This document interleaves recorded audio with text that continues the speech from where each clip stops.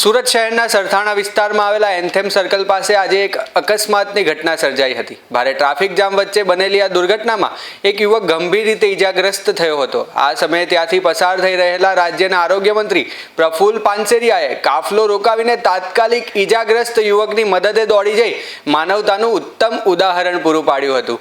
એન્થેમ circle વિસ્તારમાં traffic jam હોવાને કારણે 108 એમ્બ્યુલન્સને પહોંચવામાં વિલંબ થઈ શકે તેમ હતો।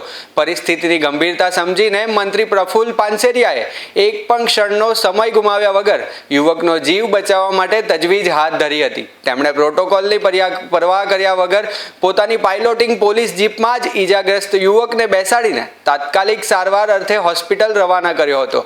એક જવાબદાર પદ પર હોવા છતાં સામાન્ય નાગરિકના જીવનની રક્ષા માટે મંત્રીએ દાખવેલી આ તત્પરતા અને સંવેદનશીલતા જોઈને ત્યાં હાજર સ્થાનિક લોકોએ તેમનો આભાર માની કામગીરીને બિરદાવી હતી।